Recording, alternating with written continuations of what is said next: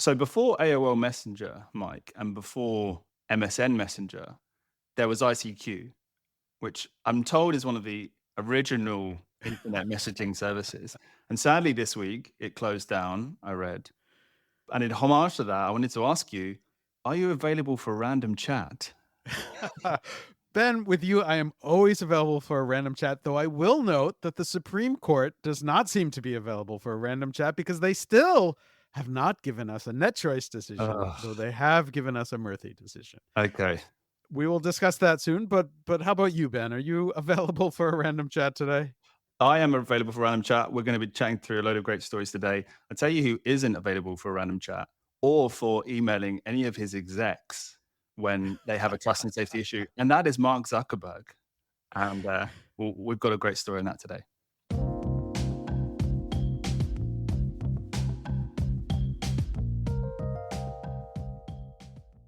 Hello and welcome to Ctrl-Alt-Speech, your weekly roundup of the major stories about online speech, content moderation, and internet regulation. This week's episode is brought to you with the financial support from the Future of Online Trust and Safety Fund. My name is Ben Whitelaw, and I'm with a somewhat emotional, touch teary-eyed Mike Masnick, who has been regaling me of stories of his time using ICQ. Are you okay? Do you want to talk about it? Yeah, I mean, I have to admit, I did not realize until this news came out that ICQ still existed, but it was very much my first of the instant messaging type of apps. It was what I used in college, way too much, probably. Did you do any work when you were using ICQ? Probably did. I mean, ICQ was very much for planning weekends, flirting with girls, and trying to make plans and stuff like that, and just chatting with friends. Well, look at you! It Look at you was now. Who would have thought you'd been referring to your ICQ usage decades later? yeah, it was a thing. I mean, I can't remember when I stopped using it, but for a while that was how I stayed in touch with a whole bunch of people at college. Yeah. Now we're That was the app. inundated. What was ICQ's moderation like? I that's I have no idea. I have no idea if they had any moderation. I have no idea how any of that worked, but that would be an interesting thing to look into. But it turns out that somewhere along the line, ICQ was definitely overtaken by MSN and AOL and Yahoo Messenger, which was big back in the day, and Mm, then all the other services came along. And I didn't realize, like, at some point, I guess ICQ was purchased by some Russian company, so yeah, it's now owned by I guess the same people who own VK, yeah. and so they're now telling everybody, whoever was left still using ICQ, to use VK. So That's yeah, it's quite a trip down memory lane to remember the little icon with the flower and the changing colors of the petals and yeah. everything. So If listeners of Ctrl-Alt-Speech were also ICQ members or users, then get in touch. Tell us about your memories of it.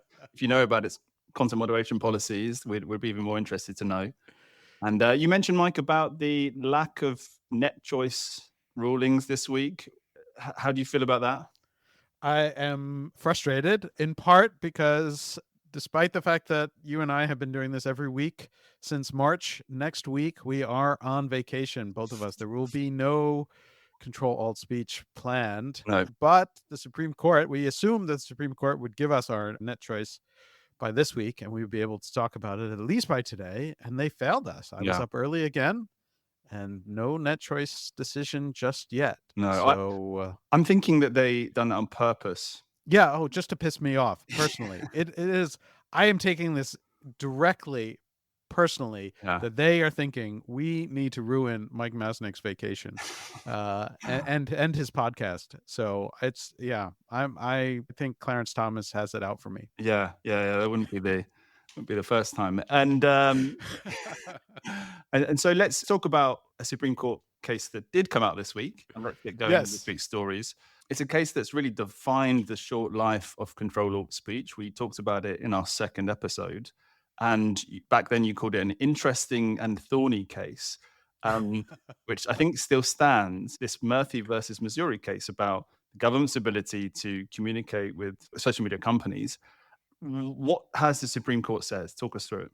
Yeah, so the messy part of this, the really messy part of the Murthy case, as we described when we talked about it a few months ago, was that the record and the details were just nonsense. There was pages upon pages of just weird conspiracy theory, conjecture. This person got banned. This government official made some comment to the press about this, and therefore there's like a clear connection. The underlying issue was always, where's the line for the government between persuasion and coercion? Because the general belief is, and sort of past precedent on this says, that the government is allowed to try and persuade private companies to do certain things, but they can't coerce, when it comes to speech.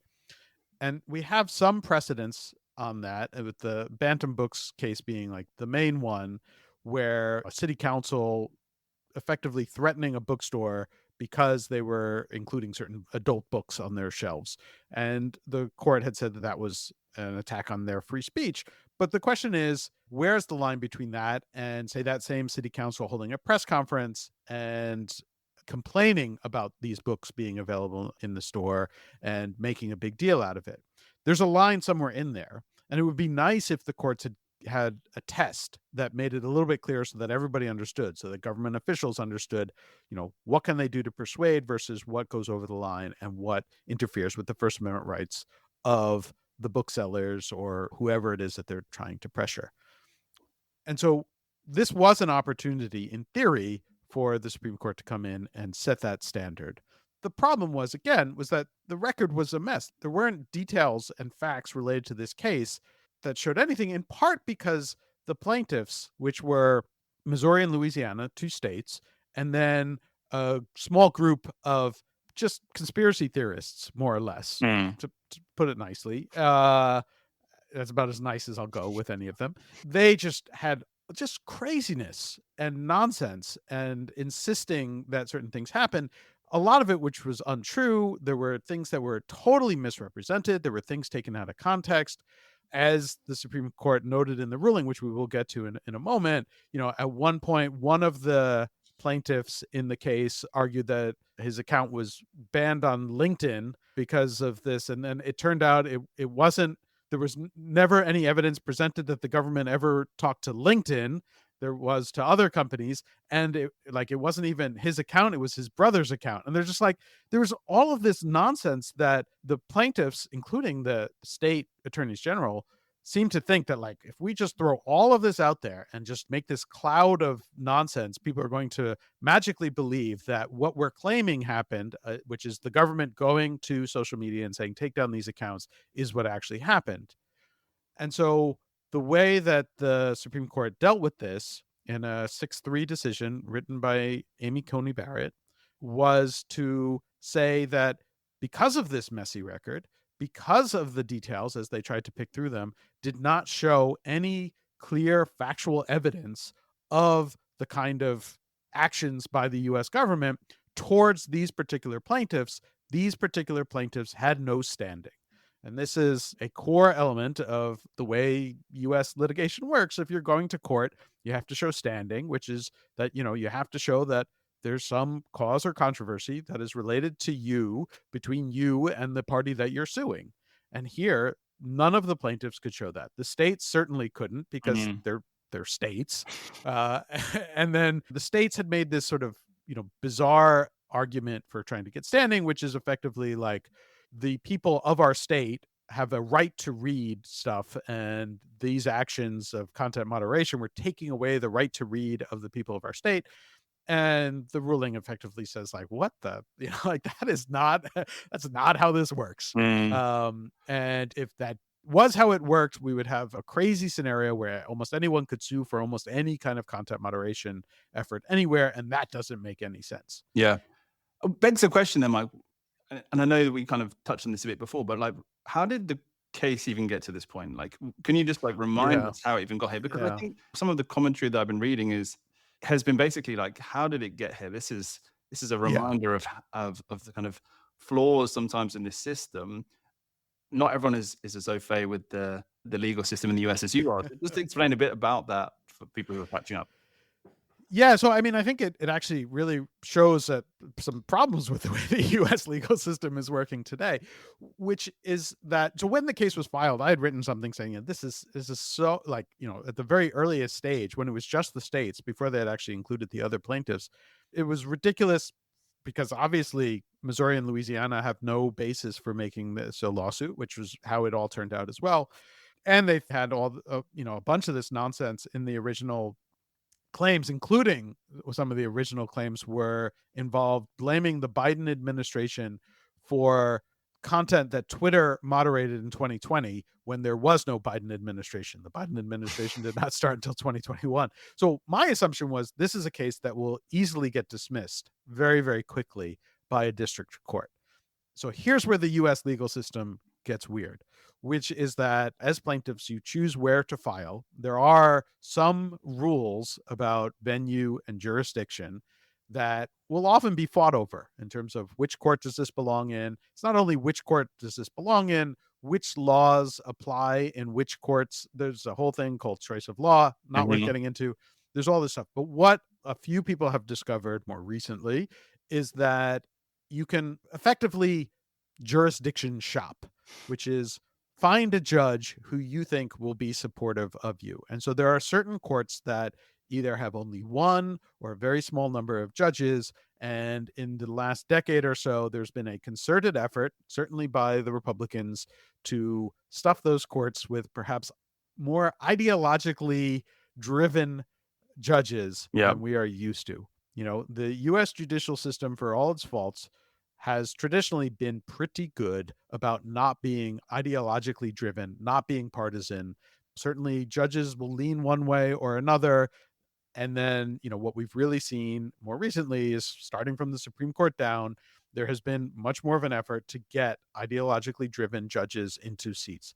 And that has been true, especially in Louisiana and Texas. There have been a bunch of courts that have been sort of famously set up in ways that cases are being directed there because they know they have judges who will look very favorably on kind of culture war issues. And this was one. And it went to one of those judges, Terry Dowdy, who on his short time on the bench has a history of doing these kinds of things. And he released this ruling and he did it on July 4th on purpose because no court releases rulings on July 4th, and said it was like the biggest censorship scenario ever to hit the US court system. I mean, it's just all this nonsense, Mm. pages and pages of nonsense, and then blocked all communications between the government and social media companies, even effectively blocked communication with like Stanford and other schools that were researching. It was just absolutely crazy. And then from there, it was appealed to the Fifth Circuit. And this is the next part of the US judicial system, which is crazy. But like, the appeals courts are broken up into a bunch of different circuits. And the Fifth Circuit, which covers Texas, Louisiana, and that area of the South, has also become in the last few years incredibly ideologically driven and very willing to just do nonsense. In fact, one of the net choice cases, the crazy one, because the net choice, there's two cases. One is in the 11th Circuit, which is from Florida, and Mm. then the one from Texas, which is in the Fifth Circuit. And the 11th Circuit ruling was the one that was like mostly correct and sane and using a century's worth of First Amendment principles. And the Fifth Circuit one was just not. It was like, let's ignore a century's worth, especially like what had been conservative views on the First Amendment, just throw that out the window because we don't like the way social media companies moderate. Right. And, I thought it was funny. I'd written a thing when both of those rulings came out because both of them, both the 11th Circuit and the Fifth Circuit one, I know we're sort of like wandering away from Murthy, but I'll get back there, Yeah. were done by recently appointed by Trump judges, Federalist Society. Both of them had a long track record of being involved in conservative causes and conservative activism. And yet, Judge Newsom on the 11th Circuit recognized the history of the First Amendment and the precedent that existed and the craziness of the posture of the states and wrote a pretty good opinion. There are a couple of things that I have problems with it. And the Fifth Circuit was just like, nah, like we're just gonna make this up. and it was, and it was crazy. So the Fifth Circuit has that sort of habit of doing these sort of crazy things. And in fact, in the last couple of years, and even in just this term, the Supreme Court has sort of smacked down the Fifth Circuit pretty strongly Right. and pretty pointedly. Just a few weeks ago, there was the abortion pill case, which was a similar thing where the Fifth Circuit also just went Okay. nuts, and the Supreme Court was just like, "This is not how it works." And so there are phases, and for a while, like the Supreme Court kept pushing back on. There's the Federal Circuit, which handles all like patent cases, and so like 10 years ago, the Supreme Court went on this rampage where they just kept saying like the Federal Circuit is gone rogue and it's like making all these terrible decisions. And eventually the Federal Circuit realized like and sort of got into line. Then we have the Ninth Circuit, which is California, the West Coast of the US. The Supreme Court sort of hit them on a bunch of things. Now it seems to be really targeted on the Fifth Circuit. So the Fifth Circuit took the case, made its crazy ruling slightly less crazy than the original trial court ruling. And here the Supreme Court again is saying like the Fifth Circuit never should have gotten this far, never should have had standing. I mean, standing is the first thing that you dump a case on. So it's Right. basically like this case should have just been kicked out early because these plaintiffs are not the plaintiffs for this case. Okay. So that's really helpful. I mean, that gives us a really good sense of how we got here. Let's kind of get into the decision itself and Yeah. also the kind of justices, because not all the justices agreed, and Yeah. and that's an interesting point as well, following on from what you just said there. So just talk us through the kind of the ruling itself, some of the kind of interesting points that you spotted. Yeah, so the ruling was written by Amy Coney Barrett and was joined by it was a 6-3 decision. So you had with her was Brett Kavanaugh and Chief Justice John Roberts, and then the three who are generally called the three liberals on the court, Sotomayor, Kagan, and Justice Jackson. And written very clearly, Justice Barrett is a very clear writer, like very strong prose. It's really well written, and just basically walks through and says this makes no sense, and it calls out that the fact pattern was erroneous, that there were all sorts of problems, and says just on the basis of standing, this case never should have gotten very far. It does talk through a couple of the different issues. In part, it was saying that might have been different if the plaintiffs had asked for monetary damages.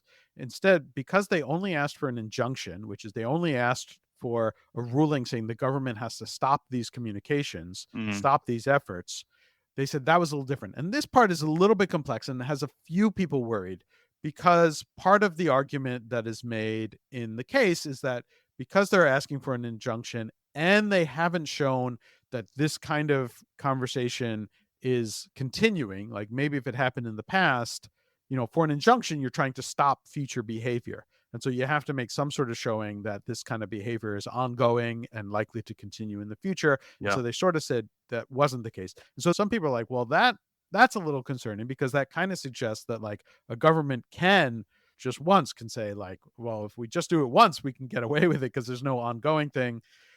I mean, I don't think that's really what they meant, but it could be read that way, which was a little bit concerning. And then just, I mean, she went through a bunch of the record and pointed out how silly it was and how erroneous the facts that were presented and how it was ridiculous that the case really got as far as it did. It made very clear they were not getting into the merits. They were not setting a standard, particularly on how these kinds of jawboning cases should play out. Where is that line for the First Amendment? And so they kind of left that open, which probably means this issue will come back before the court, perhaps in a new version of this case because it's just been sent back to the lower court so they can refile amended complaint, try and get over that hurdle. I think it'll be really difficult, especially for these particular plaintiffs, but maybe we'll find other plaintiffs who will try and bring similar cases. And so the issue is not finalized yet, Yeah. but they just said this is not the case to bring it. Yeah, and I was interested in talking about the personalities among the justices, about Coney Barrett being the person who kind of authored the Yeah. ruling, right? Because she was a Republican appointee, and in the couple of days since the ruling, there's been a Yeah. whole backlash against her, right? And Yes. just give us a kind of flavor of that, and also Justice Alito's dissent to that too, because they're big personalities that get talked a lot about in the case of content moderation and trust and safety, because they have some pretty strong views. Yeah, and so there is this assumption, I mean, and this goes across the political spectrum, like, a lot of people think because of again, I already mentioned, like, 3 justices are considered the liberal justices, and then the 6 remaining are considered the conservative ones, and so there is this assumption, which is not true, that the results are preordained, and that it's always gonna be 6-3 conservatives against the liberals. I mean, just today, we saw a ruling where Amy Coney Barrett was in the dissent, with Sotomayor and Kagan, and Justice Jackson joined the 5 other conservatives. So, it's not always the same thing. And what seems to be coming out is that we're beginning to see that Alito and Thomas are kind of off on an island of their own, and they are very happy to be ideologically driven. They're happy to sort of go to crazy town where it feels like they have been just mainlining extremist nonsense content.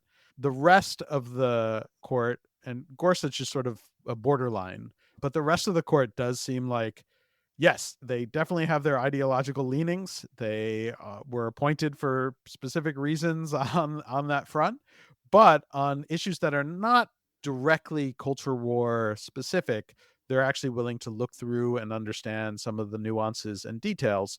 And so Kavanaugh and Coney Barrett in particular seem much more willing to actually deal with the underlying issues and recognize the downsides to what is being pushed for, some of the craziness that has been presented to the court. Now, the dissent from Alito, I mean, it starts out by basically saying, well, if everything that the plaintiff said was true, then this was as Dowdy had said in the district court ruling, this was like the biggest censorship case in American history, or something to that effect. There's a really big if in there, which is addressed in the majority opinion, which says the if is not there. If Mm. you explore whether these things are true or not, it becomes very obvious very fast that it wasn't. And then he just goes on and on. And the interesting thing that I'll note about the Alito decision, and again, we're saying this before we have the net choice decision, which will come out next week, Yeah. he does say a few times that the companies have the right to moderate as they see fit. And that's an interesting sign, because that's kind of the major issue with the net choice cases. Right. And so there's a chance that he was sort of pre-signaling that that is going to be the result. If net choice had come out first, he could have cited to that. The one other thing that I'll note that is really important in this was that a few weeks back, we had the decision in another case, which was the Vulo case, which was heard the same day as the Murthy case. And there were some concerns that the court would conflate the two. And the Vulo case involved a New York public official who effectively was threatening insurance companies not to do business with the NRA, the National Rifle Association, on ideological grounds. And in that case, which was also a jawboning case, it was a 9-0 decision. All of the justices agreed that that violated the First Amendment, that that official went too far in effectively threatening the insurance companies, basically saying, we're not going to go after you on other stuff if you drop the NRA. It was sort of a pretty clear quid pro quo kind of situation, pretty clear coercion. And so there's been some concern with the Murthy case that the way it's written, it means that nobody will ever have standing to challenge jawboning. Right. But I don't think that's true, because just a few weeks ago in the Vulo case, we had a case where they re-upped the Bantam Books decision and said there's a line and the government can't cross it. And where it's clear, as it was in Vulo, then there's no problem. The problem with Murthy was that there was no evidence to support the argument in the first And place. how do we get to a place where there is clarity about the difference between coercion and persuasion? Do you think that's the I big mean, question, right? That's the kind of yeah. million So question. the real thing is there will be another case in the future, and there will be a scenario where there is a factual pattern that raises real issues that the plaintiffs in the case can show, in part because government officials seem to have a hard time shutting up when they really should shut up, right? There are things that the government shouldn't be doing, and they shouldn't be trying to force companies to act in a certain way. Mm. And they can't resist. So they're going to keep doing it. Someone will eventually bring a case. In some cases, it might need to be the companies themselves. I could see, given the way things are right now, if a Democratic official says something to Elon Musk and Twitter, I could see him bringing a case that might establish where that line can be drawn. Mm. So at some point, the Supreme Court is going to have to take a case where they have to actually get to the merits on this and make a ruling on the First Amendment. And probably, if done right, which is a really big if, they would come out with a pretty clear test. If A, B, and C are in place, that's coercion. If, these other things, then persuasion. But we're not there yet. We don't have a really clear test. Part of the problem is the Fifth Circuit sort of faked a test from another case of substantial encouragement, which what is substantial encouragement? Is that how? So the Fifth Circuit sort of found that to be violate the First Amendment, Okay. but like that's kind of a problematic thing. So that still technically stands as a potential test, Yeah. and eventually probably we will get something going to the Supreme Court that questions whether or not substantial encouragement goes over the line or not, and eventually we'll get a ruling on that. Okay. So just we should kind of move on to the rest of today's stories, but Yes. just in terms of the kind of reaction to that among people who are both working in government and in contact with platforms and people working in platforms, some of whom will be listening to Control Alt Speech. Do you sense that people will be relieved about this ruling and will probably kind of there'll be a moment of reset perhaps in terms of how both parties work with one another as they kind of see how things work out? That feels how it's going to be. Yeah, I think this at this point, this is probably the best of all possibilities. What we don't want is a world where the government does feel free to Yeah. threaten and put pressure on the companies, because I don't think that is a good world. I don't think the government should be doing that, as we've discussed before. But here, it's now made pretty clear that the government probably did not clearly go over the line, at least not in a way that showed up in this case, in terms of just doing things like sending information about foreign threat actors or about election disinformation, things of that nature. It probably allows that kind of information sharing around, like, hey, we saw this, we want to report a tweet that's telling people to vote on Wednesday instead of the election on Tuesday. Yeah. And so things like that, the government is, for now at least, is free to share that information as long as it's not coming with a sort of coercive threat that you need to take this down. Yeah. And so I think that's good. There have been people freaking out, and I've seen people saying, like, oh, this is, this okayed government censorship. The Daily Mail over on your side of the Atlantic Ocean put out this report, like, that the Supreme Court has now approved government censorship, which is not even close to what happened. And so you do see some of the sort of MAGA extremists saying that this was terrible and Coney Barrett was a failure and how Trump made a mistake and all this kind of stuff. It's like, no, this was a pretty clear ruling based on the fact that this case was just dumb. Yeah. And Interesting. so, we'll see what happens. But I think from what I've heard, I think people are sort of relieved that, because if the Murthy case had gone weird, it would have led to some really problematic situations where you want the government and the companies to be able to communicate about foreign threats, about really dangerous scenarios that were effectively blocked by some of the earlier stuff than the lower court rulings. And now I think there's like, okay, we can, especially as we're heading into election season, we can continue these communications. Yeah. Okay. So one online speech Supreme Court case down, two to go. Yeah. We won't be there for those on Monday, but we may jump on and record depending on how things are going because we're both tied up. But thanks, Mike, for taking us through that. We've really delved deep into that in I think a really good way. And I'm going to substantially encourage us now to move on to to our story now Yes. about some really interesting reporting done by the New York Times on Meta this week. Which this is a kind of a new story, but also an old story. So you might remember back in 2023, there was a whole bunch of states who collectively, in different guises, sued Meta. 41 states sued them in 1 week. There's kind of giant action of all these states at once around the idea that Meta has created products that ensnare, was the way the New York Times referred to it, children and got them to use their products above and beyond the kind of levels that they should. And these cases have been kind of milling around in the background, and the New York Times have done a really big piece of analysis on the court filings, which they published late last week. I found it really interesting for a number of reasons, but let's kind of explain why. So the documents, and I think we disagree on this to an extent, so it'd be interesting to hear what you think. But the documents for me really paint this picture of a fascinating, very hierarchical company in which Mark Zuckerberg gets a huge amount of sway in decisions around how trust and safety works.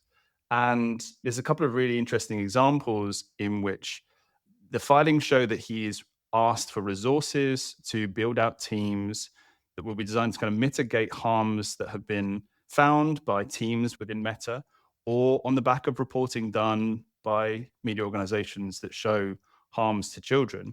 And he basically kind of doesn't respond. A few examples: in January 2018, he was told that there was 4 million under 13s using Instagram. And didn't do anything about it, didn't give the resource to build out teams to help address the age verification of minors on the platform. A couple of months later, he testifies in front of Congress, I think, that there's no under 13s that use Facebook. So there's a whole kind of series of color, I guess, that we get from these filings and these emails and the documentation that really, I think, add to this sense of Meta having a very odd approach to trust and safety, in which Mark is kind of given so much sway. There's a really interesting another example in which Nick Clegg, who is now the head of global affairs, in which he asks for a whole team of people to build out some teams for addressing mental health on the platform of children. And he doesn't get a response. He doesn't hear back. And Mark Zuckerberg doesn't make any response to these big media reports about children being harmed on the platform. However, he does make a correction to a media report about his hydrofoil. Do you remember this story? Famous hydrofoil. Oh, yeah. So he famously didn't respond to the Wall Street Journal story about Instagram being toxic for teenagers. He did say that's actually not a surfboard, it's a hydrofoil. and this New York Times report, it kind of unpacks how mad Nick Clegg is about the fact that Zuckerberg is publicly responding to that, but not harm on the platform. And so there's all these really interesting kind of details of what feel like a company who, and this is really the essence of the filings, who prioritize engagement over safety. And that's a very broad picture that is painted there. We know lots of people at Meta who are doing a lot of really important work and the difficulties of keeping billions of people safe on a platform. But I just felt this was a really interesting report with information that's out there and has been kind of building up over the last year. You may see differently. Yeah, I mean, more or less, I see it the same way, but I have a little bit of a different lens on it and a little bit of a different perspective. Like, I agree, Mark Zuckerberg obviously has tremendous control and sway over the company, and that includes how they handle trust and safety. I think that there are a few different ways to potentially interpret what was in that article. Most of the article is coming from the filings in that lawsuit, which are very much one-sided. It is the states trying to present an argument of gross incompetence and negligence by the company. And so they're going to play things up that way. And some of that may be out of context. Some of that may not be entirely clear. The thing that I got out of it in reading this article, which I think was really interesting, and again, certainly suggests that Mark Zuckerberg does not prioritize safety on the platform as much as he probably should. And I get that. And I don't disagree on that. It would be great if he actually did take it more seriously. I do think it leaves out a bunch of the other things that are happening in the world as well, in terms of the other pressures and the other things that he is dealing with, including a Wall Street that was pretty unhappy with how Facebook was doing for a while. And so he's probably juggling. I'm not excusing it. He's probably juggling a bunch of these different things. I also think there's a possibility, and I don't know if this is true or not. There's a possibility that some of this stuff, because there have been leaks and there have been things like what is showing up in lawsuits because they get access to emails. It would not surprise me if someone like Mark Zuckerberg, when he receives these kinds of emails, says, we're going to set up a meeting, Nick, and we're going to talk about this in person where there's no record of how I'm responding to you that will show up in a legal filing at some point. That's not to say the end result was good, because there are problems. I also think, like, even the story about like him saying when testifying there's no under 13, he didn't quite say that. He said we do not allow under 13, which does not mean that there are no under 13s on the platform. Yeah. And so there's a lot of sort of nuance here. I also think that in part because of a lot of the reporting that, again, sort of takes every effort by the company and paints it in the worst possible light. And I go back to the documents that were released by Frances Haugen, some of which do demonstrate, like real problems in terms of how Facebook deals with trust and safety issues.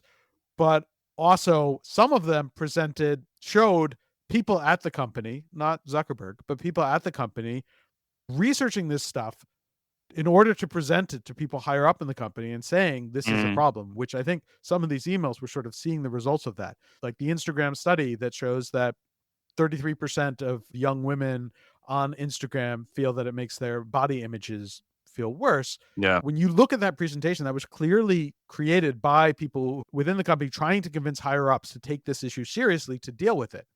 And yet it's painted in the media as, oh, Meta knew about this stuff and decided to ignore it, which is not entirely clear. Like, clearly there are people inside trying to do stuff, and now it's being reported in a very negative light, which could lead companies to then not want to put anything down on the record that actually suggests they're looking into this stuff and doing this stuff. And so I hesitate. Like, this could be bad, and the stuff in the article looks bad, but there could be alternative explanations in terms of what is actually happening and how it's playing out. And we don't know exactly which one is really going on. It would be nice, it would be wonderful if the company were more transparent about these things and were generally clear about what they're doing.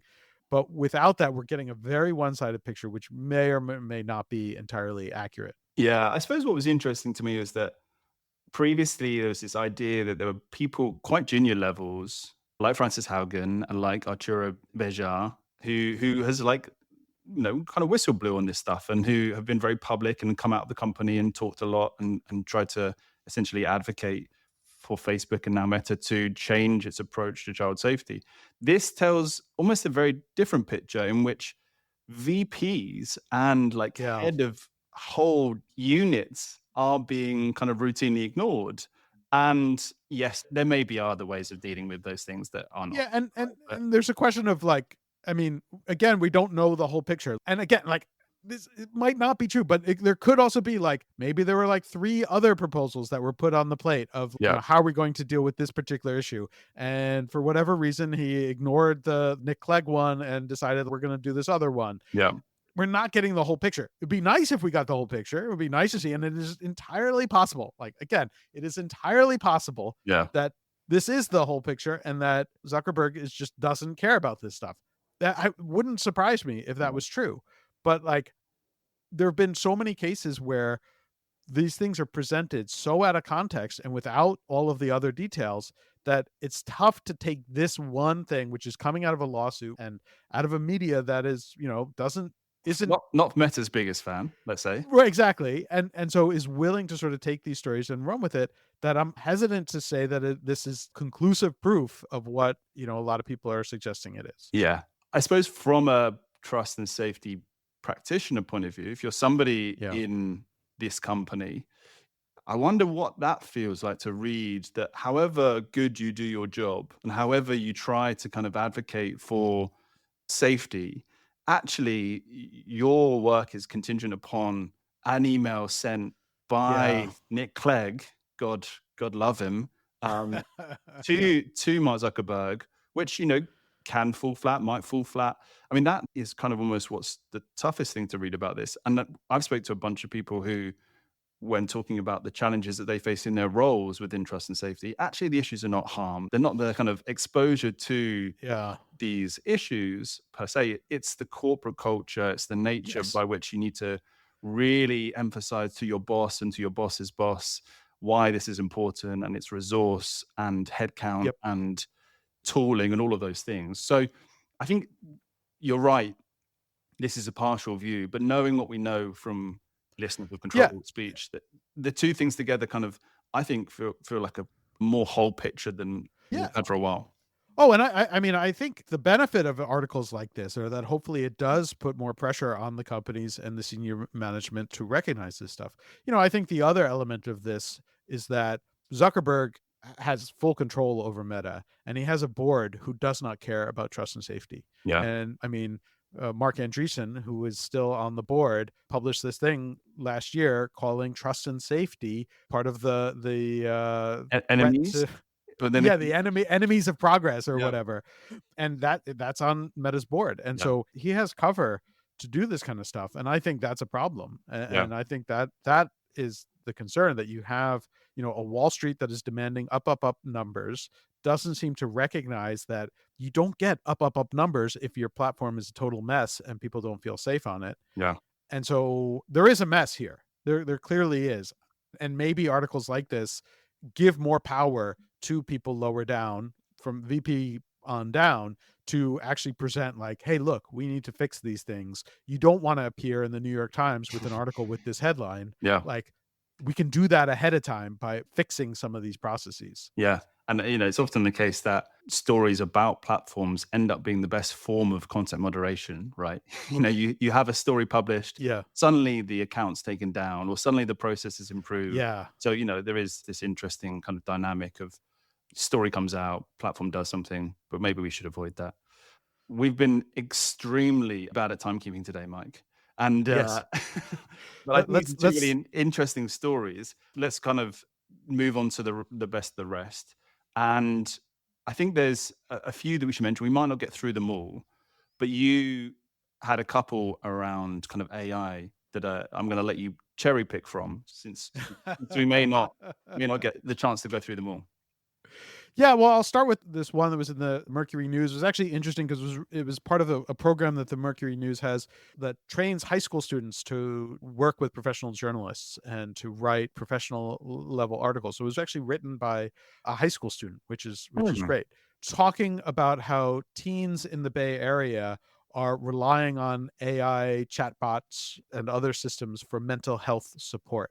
And I can understand like the immediate reaction that a lot of people have to this is just like freaking out, like, oh my gosh, this is horrific. How could they do that? ChatGPT should not be your therapist. And that's true because we have no idea how good or bad that is. But it gets to a point that we've been talking about with a lot of these child online safety issues and the challenges and what the evidence and the research has shown, which is that often the biggest problem is not that they have access to social media, but that they don't have access to mental health support. And the reason, and a bunch of studies have suggested this, and it's not true universally across the board. There's a lot of nuance here. Everyone is different. Every platform is different. All of these things are, all the caveats in the world here. But the evidence does suggest that one of the major issues where they found correlation between mental health issues in teenagers and spending excess amounts of time on social media is that it happens when somebody is having mental health issues and does not have support, does not have resources to go to, and therefore they end up going to social media for lack of other things. And so I thought this was interesting in that it suggests here is something else that they can go to. It would be nice if we had evidence, careful research looking at does this help? Is this better? But it is suggesting that kids are looking for help and looking for support. And they were maybe just going to social media before, and that was bad. And now they're testing out AI services. Some of the kids in the article were going to services that specialize, that present themselves as being for mental health support. Yeah. Um, Again, I don't think we have enough evidence to know whether or not those are good, whether or not those work, whether or not they're okay. But some of them were just going to ChatGPT, but they were talking about how like they could do that and they didn't feel guilt or concern. They didn't feel judged. Whereas if they went to an adult, they felt judged and they felt concerned about it. And there were a number of students in the article who were just like, it legitimately gives me someone to talk to that is helpful. And Mm. just that act alone seemed to be helpful for them. And again, be great if we had studies, if we had research, if these tools are actually helpful or not. We should be very, very careful about that. Yeah. But I thought it was really interesting to hear from the teens, written by a teenager, to look at how they were using these things. Yeah. Interesting kind of positive story about generative AI and Yeah. it not having a adverse effect on people's health or not endangering people for once. It's a kind of rare story. More research is definitely needed around this. Yeah. It kind of leads neatly onto another of our stories, Mike, around Snap, who have introduced a whole range of new features to keep teens safe on the platform. Yes. And I think Snap are interesting because they have a pretty good history of launching products that are thoughtful in terms of keeping teens safe. They naturally have a much younger demographic by virtue of the product and the platform, and historically have done a pretty good job. And these new features kind of build on that work. And in particular, one in-app warnings that it launched last year, in which you get a pop-up. I don't know if you're a Snap user, so tell me if I'm preaching to somebody who knows. You get an in-app warning if you get a message from somebody you don't know. Now, that has proven successful enough that they've now added new signals, and users will now get a pop-up when they get a message from somebody who's been blocked or reported by a friend or a contact, and also by people who message them from a region where they're not normally located. So adding new dimensions to this feature, which I think is really interesting and makes a lot of sense to me. They also have been thinking about how you can't send or receive friend requests if you don't have a mutual friend with that person and if they're located elsewhere. So, kind of triangulating different data points to avoid situations where teenagers are in contact with people that they shouldn't be. And it's all in the guise of trying to stymie this horrible trend that we're seeing, we talked about on the podcast around sextortion, particularly kind of financial sextortion as well. So I really thought this was some thoughtful additions to the product. You noted very, very cleverly that it came just a day after a new report in which Snapchat was mentioned as a platform for financial sextortion, right? Which I haven't read in full, so I'll hand over to you. Yeah, so the timing on this was interesting. I will say, I mean, you were noting that Snap was pretty good about these things. I mean, it also comes 2 months after there was a pretty big controversy over Snap had released this solar system setup, which got a ton of criticism for really not being well thought out. And there were questions about, did trust and safety folks spend any time reviewing this before it was released? And Snap had to sort of roll that back. So It was pulled pretty quickly. it was pulled pretty quickly, but again, like getting back to what you were just saying, where Yeah. like it required the press to be like, "What? Like this? Who thought this was a good idea?" I mean, and there've been a few other scenarios where Snap is don't necessarily always think through how these things might actually be used and how the people might look at them. So yes, they've done some good stuff, but Thorn, with support from Nick Mick, put out a report about sextortion, which we had a conversation a few weeks ago about sextortion and what a big issue it is. The report is really, really interesting. It goes deep into Nick Mick takes reports of sextortion, so they give some numbers on like how much it has increased, which is massively, and kind of like how they're trying to deal with it. The two main platforms that seem to be used for sextortion are Instagram and Snap. It's very much targeting teenage boys. This is one of the things that we discussed. And so in April, and we had mentioned this in a podcast also, Meta had rolled out a bunch of tools to try and limit the impact of sextortion as well. And so to some extent, this is Snap basically rolling out similar kinds of tools and recognizing like we need to put in place things that limit the ability for these scams, which again, the Thorn report goes into detail. It's often organized crime, as we had discussed when we discussed the story. I think it was back in April. It's become like a lot of Nigerian scammers, which used to do other kinds of financial scams, have moved on to this kind of scamming. And so Snapchat or Snap, I'm sure, knew that this report was coming out, and, Yeah. and I'm sure timed the release of these new features to the fact that this report was coming out. But it is still progress, right? I mean, recognizing that this is a really, really horrible situation. You know, it's a scam that's targeting lots of people, and you need tools and education to prevent those scams from being successful. Yeah, and also interesting that Ivory Coast came up. A Yes. lot of people know about Nigeria. The big story we talked to in a few episodes ago was a financial extortion case with two Nigerians who were then, I think, extradited to the US. Yes. Extradited, sorry. And then, but Cote d'Ivoire is an interesting new name in this. And, obviously French speaking, it'll be interesting to see how that, as a country responsible for some of the harms that we're seeing in other areas, like develops, because that's new to me. Yeah, I mean, we'll see. I mean, I also wonder if we're going to start to see these scams expand. You know, we've talked about like the pig butchering scams, which tend to be from Southeast Asia, and those are slightly different, but you could see those expanding into kind of sextortion as well. Yeah. It'll be interesting just to see sort of how these kinds of crimes and scams evolve over time. Yeah. Great. We've talked a lot about the US and the Supreme Court, particularly. A little story that was in Euronews, which I wanted to mention, which I think is really interesting, is that of a lack of uptake of the DSA's transparency database. And I can see you raising your eyes, Mike, with glee.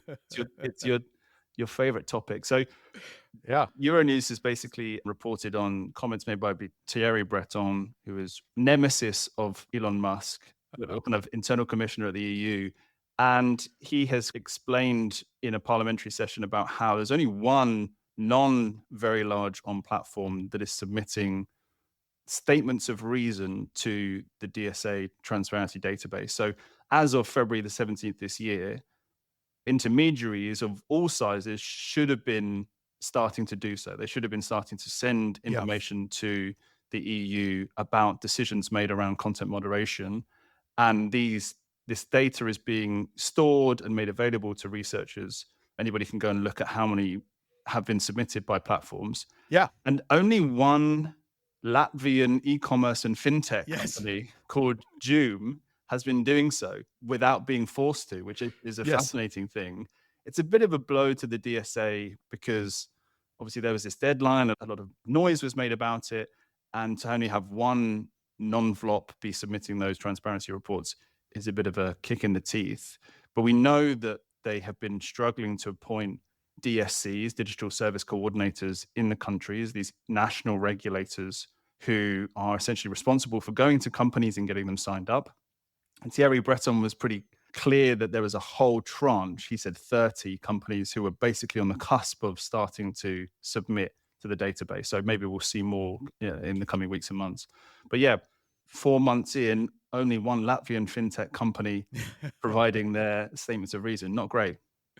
Yeah, and I think so much of the coverage about the DSA has always been about the flops, and very little has been on the requirements for every other intermediary. And there are different stages and there are different levels, but some of the requirements go all the way down. I mean, technically, two-person Mastodon instance Mm. somewhere that is deleting spam is supposed to be submitting statements of reasons to a transparency database, which is kind of ridiculous, and with some of my concern about some of the requirements when you get below the VLOP level.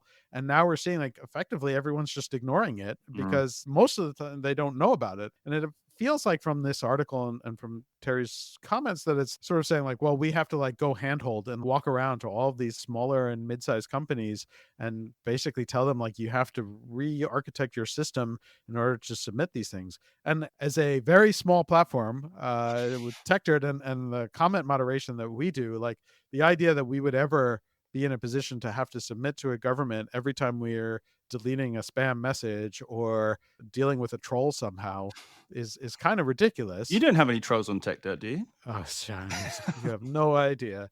This week has been particularly trollish. But so there is this sort of thing that's kind of exposing like the way that these things often work, which is that when you pass a regulation that doesn't really make sense, at some point a lot of people just kind of start to ignore it. And the only way that people start paying attention is if you start doing enforcement. And it's so we'll have to see. Obviously, there are mid-sized companies who should be doing this in some way, Yeah. and we'll sort of have to see where the enforcement side of this goes. Yeah. And from talking to people involved in the commission and in kind of adjacent areas, there is this massive focus on enforcement and a lot of money, I think, being plowed into making sure that companies are submitting and are compliant with the DSA, which is, you And know, it's a lot of effort to, yeah. it's a lot of effort to kind of get off the ground very quickly. And it's not even clear like the database is available. I mean, anyone can go through it, and it's sort of fun to go through it. But what you begin to see is like it's not clear the VLOPs know what they're doing exactly Mm. in terms of how to handle it. Where they're filing very different things, and like Twitter is filing stuff, but it's a lot less than some of the other companies, a lot less than they probably should be. Yeah. And so I think start there, start with the focus there before we start worrying about the smaller companies. Yeah. And still under investigation. Yes, X yes, slash of Twitter as course. well. So that was interesting. Great. So round us off for today, Mike, with one of a number of really good 404 media stories this week that we'll Yeah, include in and the show notes. we'll go really quick here because we're taking longer than we normally would. There's a really fascinating story from 404 Media in terms of how they replaced their own site with AI.